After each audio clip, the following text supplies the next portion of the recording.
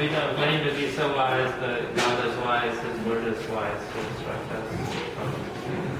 One thing I believe with parenting is, do not show favoritism because it will ruin your child's life. I myself have been affected by family showing favoritism, loving one child more than the other. And I would strongly encourage you, do not do that if you love your child.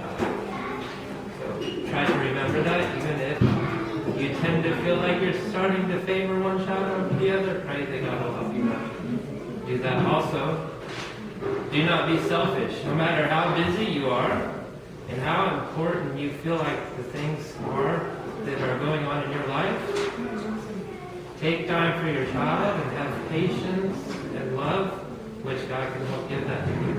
Because when there's so many things going on in your life with yourself and your kids, you have to remember more of Jesus, less of me, more patience, and more commitment to my child, because we are the ones that are supposed to be there to instruct and counsel our child in the way he should go, to the one that he depends on to be taken care of.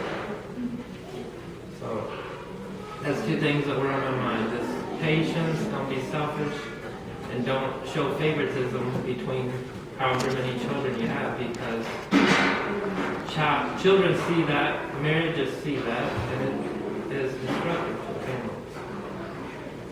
Be careful. And maybe Janie can add to this.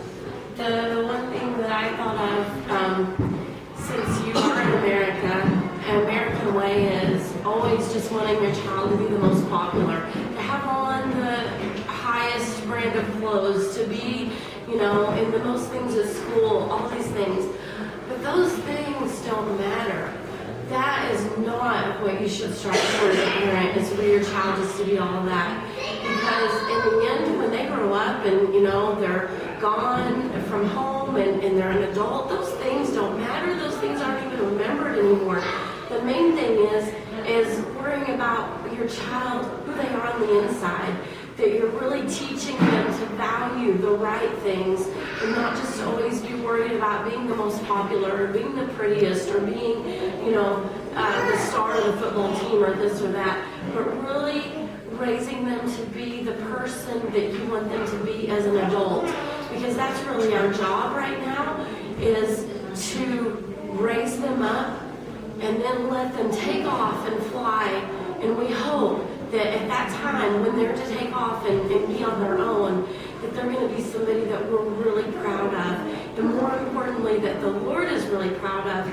And, that they can just grow up and be the kind of person that we want them to be, not to be selfish and stuck up and just thinking about themselves all the time, but starting when they're little to teach them to care about other people. I know one thing that we're going to do is, like Samaritan's Purse puts out the programs every Christmas where you can raise money, like to buy a goat for a village or these different kinds of things. We want my young to grow up with a worldview that does not revolve around himself, that he's not just thinking at Christmas, oh, what am I going to have under the tree, but instead that he's thinking about what Christ did for him, and then also what can he do back for the Lord and for other people. And that is a challenge, especially in the culture that we live in, but something that you just have to really be diligent and thinking ahead how to help your child to think about others and not just to be thinking about themselves. And of course, we're still learning that. But that's one thing that we're really trying to do. And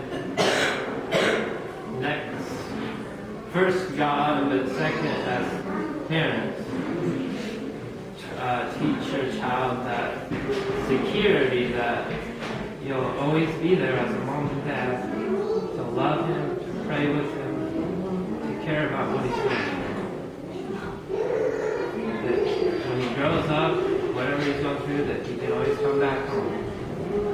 Always there. And to put your marriage above your children, because you're always going to be together. You've made a commitment for the rest of your lives. Your children, eventually, they're going to, grow up and go off to have their own families. So don't just put everything into your your children, of course, sow into them and pour into them, but not above your marriage. Because when your children leave, you want to make sure that you still have a strong and stable relationship. And that's one of the most important things to the security of your child also. Anyway, statistically, sometimes when adults get older and their kids are out of the house, they end up getting divorced because the couple doesn't know each other anymore. And that's just continue to build your marriage and take that alone time. As hard as it is to get with children, which you have to try to find that time to connect.